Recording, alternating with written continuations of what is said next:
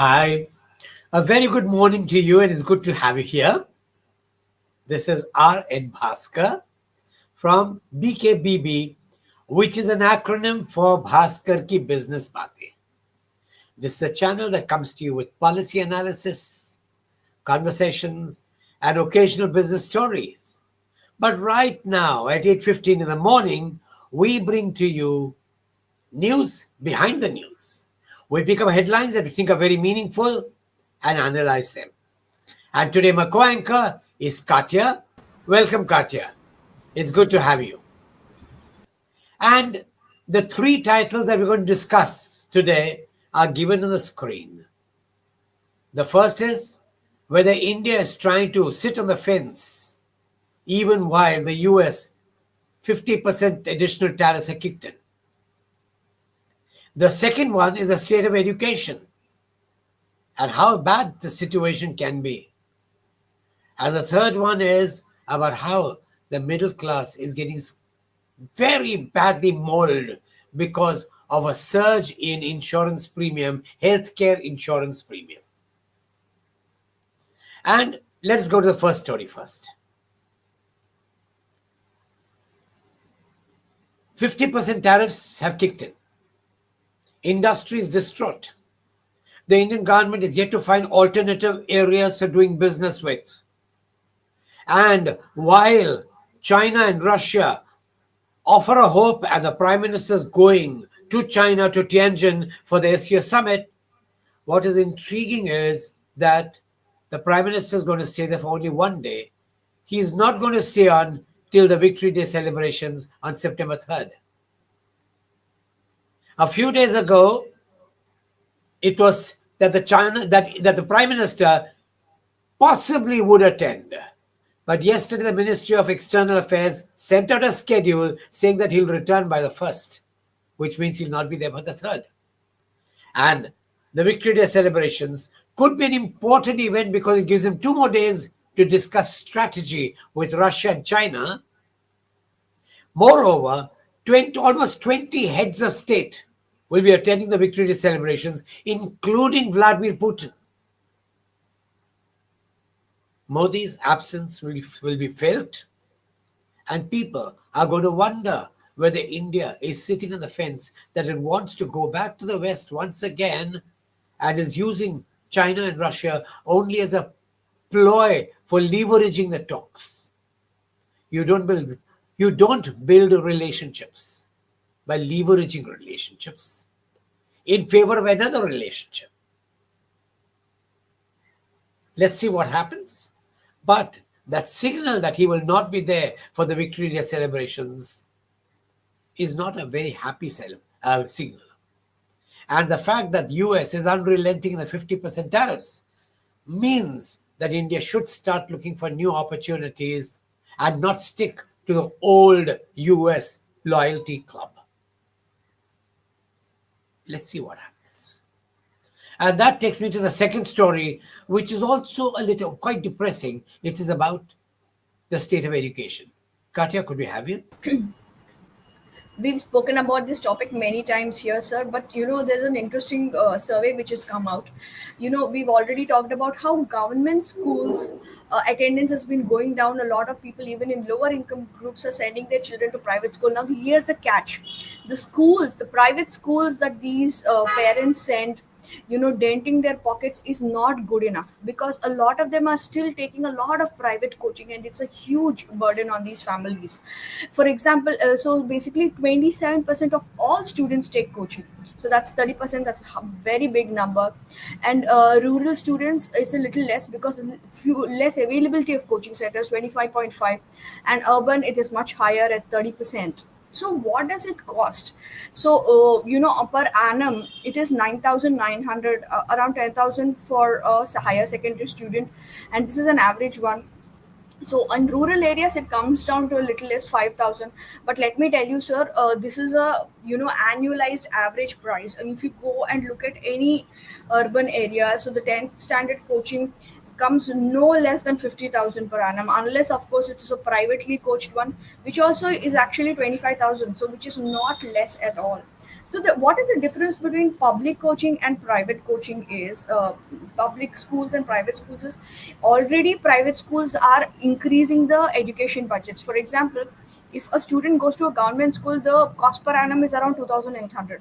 But and if you go, they send them to a private school, no matter what quality it is, because again extra tutoring is much required, it increases by 10 times, so 25,000 per annum, which means please imagine, a maid, a security guard, or a driver having to spend 25,000 per annum, and then again shell out another 10,000 on an average for private coaching, is extremely high burden. And so just out of it, how much of spending does government contribute to education of this whole country? 1.2%. Government funding for whole education expenses, all of India's education, 1.2% is the amount that they come. So basically, they're shifting them to private schools, spending their money, but it's still not yielding the result. And there's another catch here. There's a lot of, in this high-end schools, Cambridge Board, IB, etc. There's a lot of private equity coming in, so which means they are getting commercialized at a different rate. The schools also are commercialized, but again, a lot of private schools do not adhere to any standards, do not have any regulations to monitor them, in spite of the new education policy, which has only made things complicated. It solely depends upon the dedication of a teacher or a principal to students, which cannot be promised no matter the amount of money. And yes, unfortunately, that is true. Education in India is terrible. Government schools are bad. And private schools being bad is also depressing. And the cause for both of them is just one policy lacuna. India does not monitor the performance of teachers. It does not have end surveys, exit surveys. Which teacher performed well in the class? Which teacher did not perform well in the class? Unless you have these surveys, you will not improve the quality of teaching. Teaching does not depend on the degree you have. Teaching does not depend on the number of years of experience you have. In teaching, it could be just 1 year's experience, rotten experience, replicated 20 times. Right. And that is why the government's inability to monitor and the performance of teachers is what is killing education.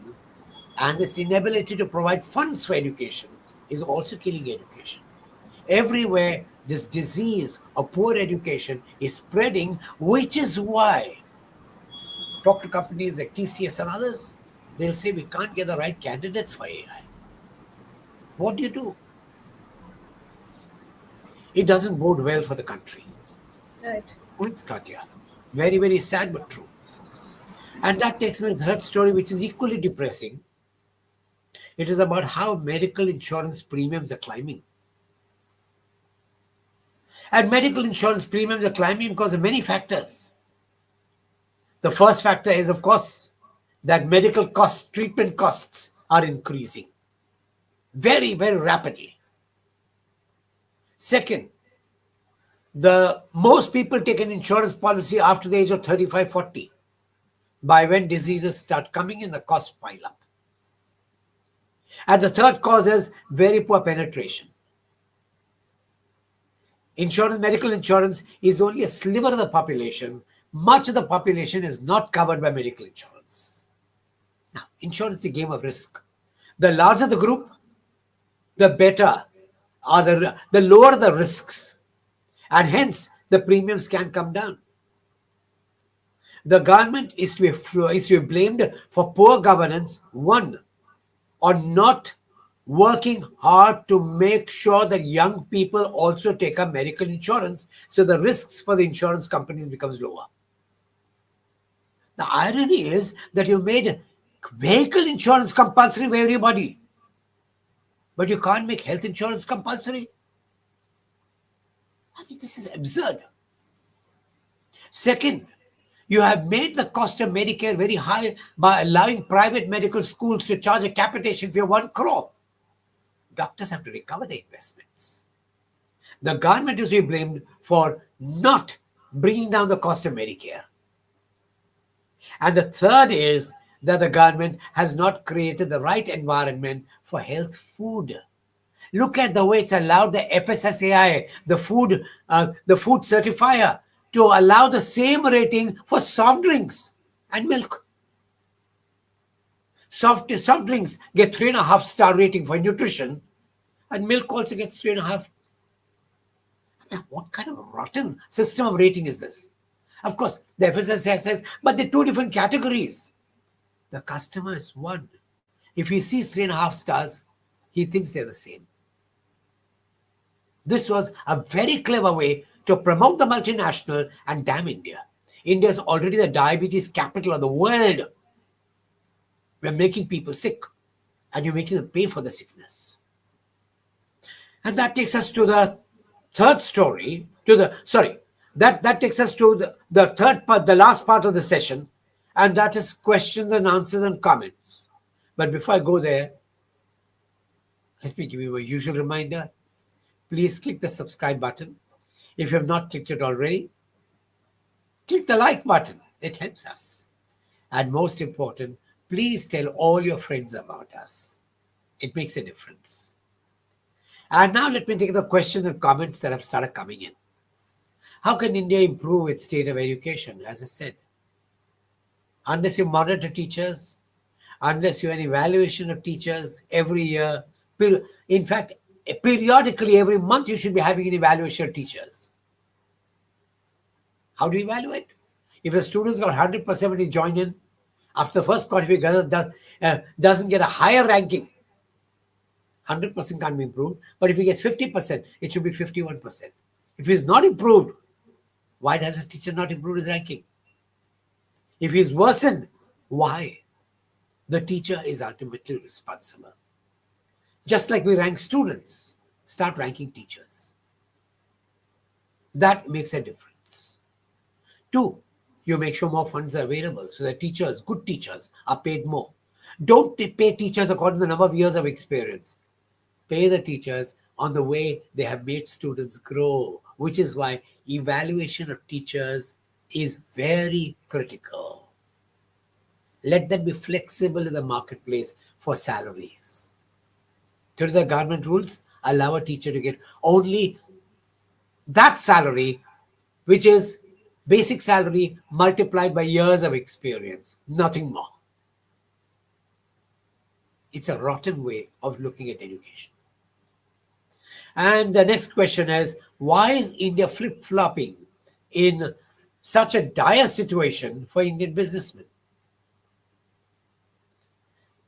Well, there are 2 reasons. One reason has been given by Sergei Lavrov in 2023 at the Raisina Hill conference, that every minister, every bureaucrat, every policymaker is being blackmailed by the USA.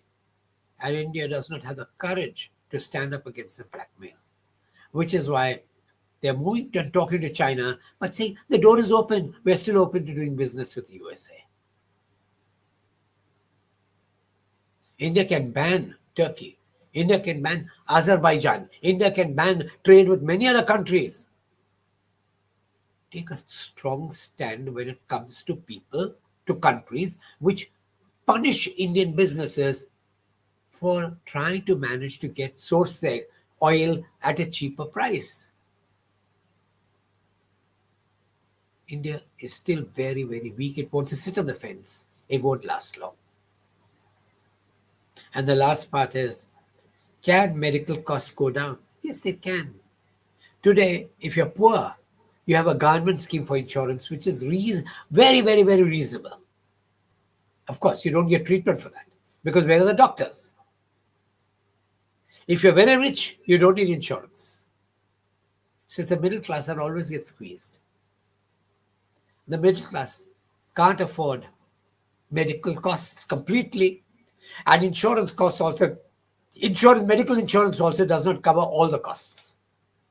And the costs go up. Premiums go up. Whichever way you look at it, the middle class is getting hurt badly, day by day, even though they contribute to the taxes, to the money that the government has. irresponsible application of funds and poor governance is what I can say. And that, in a way, takes me to the end of today's session. Thank you for being with us. And yes, have a wonderful day ahead. And do tune in tomorrow. We'd love to see you again. Take care.